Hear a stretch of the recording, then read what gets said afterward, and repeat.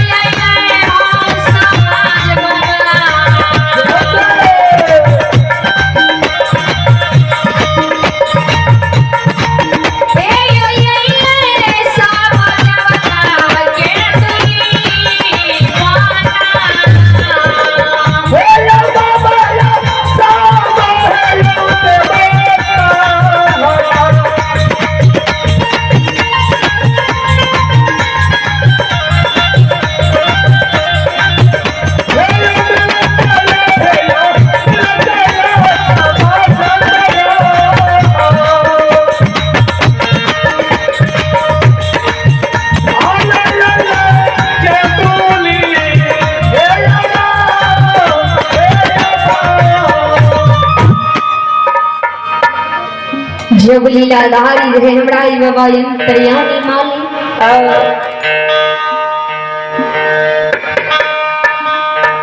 सब देव मुनि महात्मा कलैत यदि पहुँच जाई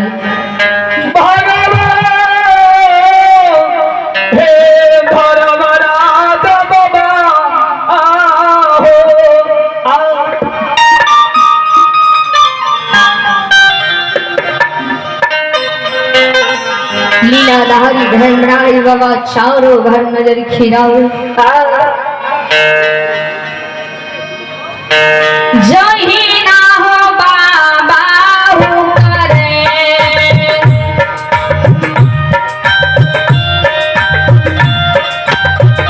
ओ बाबा हो करे गैया ले रू बिना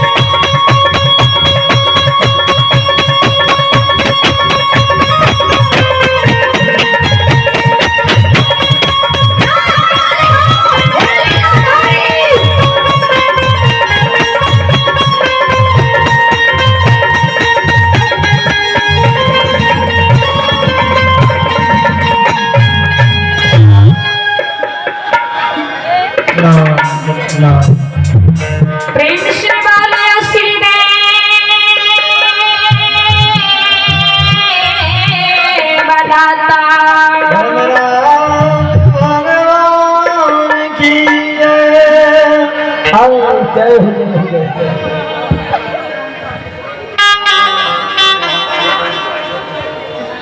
आइए पुरस्कार को यहाँ पर भगवान के दरबार में श्री हनुमतलाल ठाकुर जी के दरबार में जनार्दन मालाकार भाई जलाराम मालाकार की सुपुत्री आभाई लक्ष्मी कुमारी की ओर से भगवान के दरबार में बड़ी उल्लास से शानदार तरीके से पुरस्कार आए। जय हो दानी श्रद्धालु की जय हो, दानी दाता की समस्त परिवार की जय हो।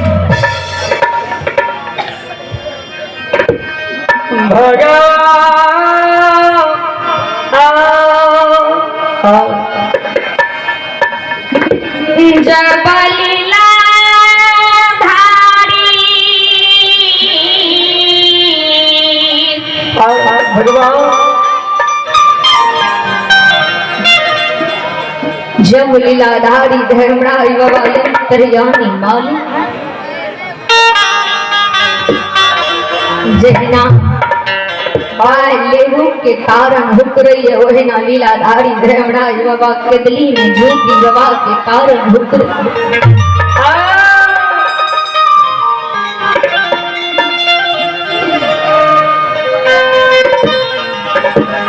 लीलाधारी धर्मराज बाबा चारों भर नजर खिराओ